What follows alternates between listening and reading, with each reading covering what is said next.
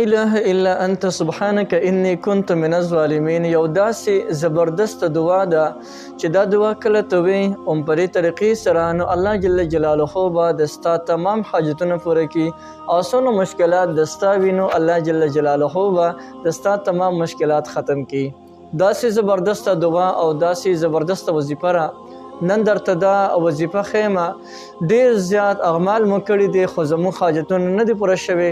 نن د لا اله الا انت سبحانک انی كنت من الظالمین یو داسې نایاب وظیفه درته خیمه، داسې نایاب عمل درته خیمه چې کلم تاسو دا اعمال وکړئ نو الله جل جلاله به ستاسو تمام حاجتونه پوره کړي. چاهې که د هر څه سره د ستاسو حاجتونه هغه چې کوم دی موافق وي، یعنی ستاسو حاجتونه هر قسم حاجتونه وي د الله جل جلاله به د ستاسو تمام حاجتونه پوره کړي.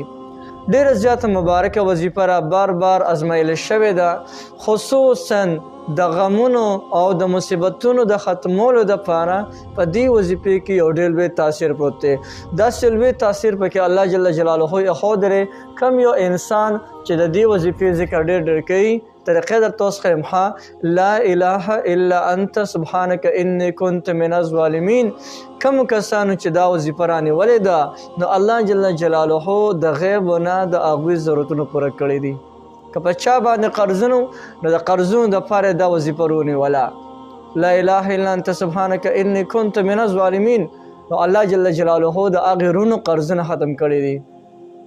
یا د چا په کورونو کې پریشانۍ او مشکلاتو نو هغوی هم چې کله دا وظیفه راونیوه نو الله جل جلاله د هغوی مشکلات او د هغوی هغه پریشانۍ ختمې کړلې.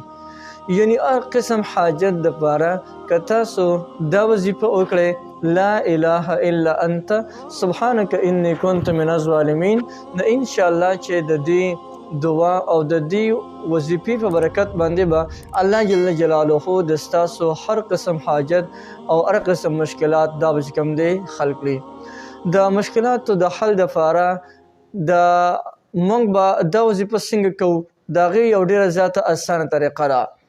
روزانه پابندۍ سره چې یو وخت به مقرر کړي او په هغه مقرر وخت کې به تاسو زر کرته دا وظیفه کوئ لا اله الا انت سبحانک انی كنت من الظالمین.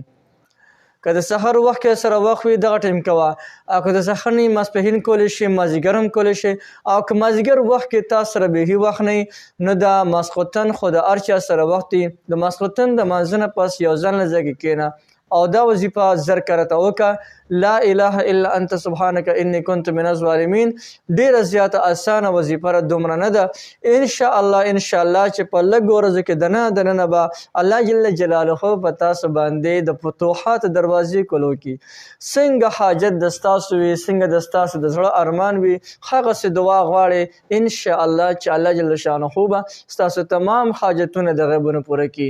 څونه مشکلات رکاوټونه پریشانی تاسو ته نو الله جل شانه به تمام چې دی هغه مشکلات ختم کړي، پریشانی او رکاوټونه به ختم کړي او الله جل شانه به ستاسو تمام حاجتونه پوره کړي.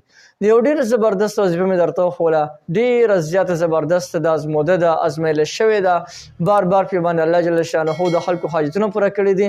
نو بالکل تاسو هم کولی شئ، تاسو ټولو ته د دې مکمل اجازه شته دی، هر څوک د دې نه مکمل پیدا غشتلی شي.